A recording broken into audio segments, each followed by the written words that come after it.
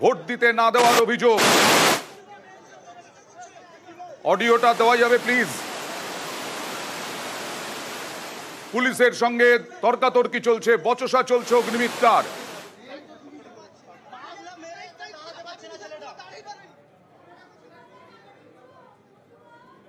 অগ্নিমিত্রা পলের ছবি দেখলাম দাঁতনে, আবার পরবর্তী সময়ে দেখাবো যদি ছবি পাই আমরা। পুলিশের সঙ্গে বচসা কি হয়েছে না হয়েছে সব জানবো প্রতিনিধির কাছ থেকে।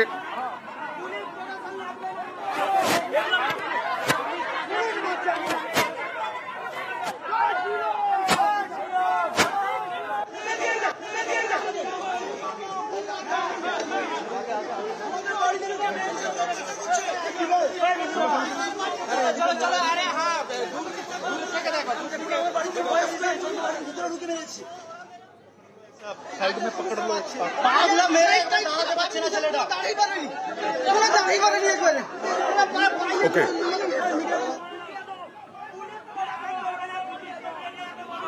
কথা বলবো প্রতিনিধি পারাদীপের সঙ্গে। পারাদীপ, দাঁতনে অগ্নিমিত্রা পলের সঙ্গে পুলিশের বচসা দেখলাম, তর্কাতর্কি দেখলাম, কি হয়েছে? প্রথমে যেটা বলতে হয় যে মেদিনীপুর লোকসভা কেন্দ্রের অন্তর্গত দাঁতন এবং দাঁতনের সাবরা গ্রামের ঘটনা। এখানে দাঁতন বিধানসভায় ঢোকার পরেই অগ্নিমিত্রা পালের কাছে খবর আছে যে সাবরা গ্রামে কিছু গন্ডগোল হচ্ছে, এবং এই যাদের গন্ডগোল তুমি দেখতে পাচ্ছ, যারা অগ্নিমিত্রা পালকে এতক্ষণ ঘিরে রেখেছিলেন তারা কিন্তু সকলেই কম বেশি বিজেপির কর্মী সমর্থক। এবং তাদের যেটা অভিযোগ যে সকাল 10টা-11টা নাগাদ গ্রাম থেকে, অর্থাৎ সাবরা গ্রামের অন্য প্রান্ত থেকে কিছু কর্মী কিছু দুষ্কৃতী আছে, এবং যারা অভিযোগ করছেন তাদের অভিযোগ যে এই যারা দুষ্কৃতী ছিলেন তারা সকলেই তৃণমূল কংগ্রেসের মদতপুষ্ট।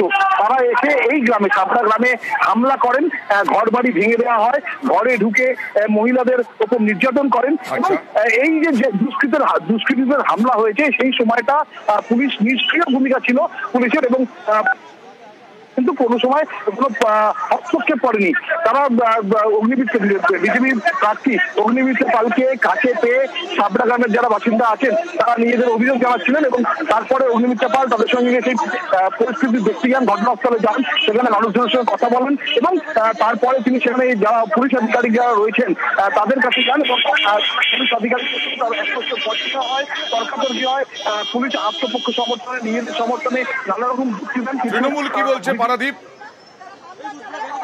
এই মুহূর্তে সাবরা গ্রামের এখানে এই মুহূর্তে কিন্তু তৃণমূল কংগ্রেসের কোন প্রতিনিধি বা অন্য যে রাজনৈতিক দলের কোন প্রতিনিধি নেই।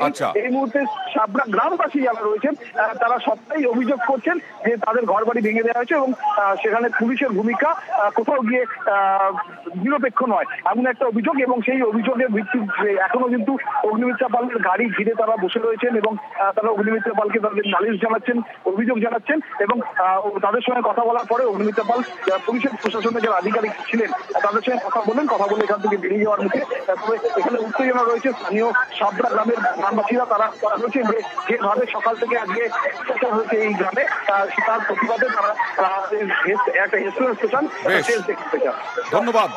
অগ্নিমিত্রা পলকে ঘিরে অভিযোগ জানাচ্ছেন বিজেপি কর্মী সমর্থকরা, তাদের ওপরে হামলা হয়েছে, বাড়িঘর ভেঙে দেওয়া হয়েছে, বিজেপির যে ভোট অফিস সেটাকেও ভেঙে দেওয়া হয়েছে, ফ্ল্যাগ ছিঁড়ে ফেলা হয়েছে, পতাকা ছিঁড়ে ফেলা হয়েছে। এই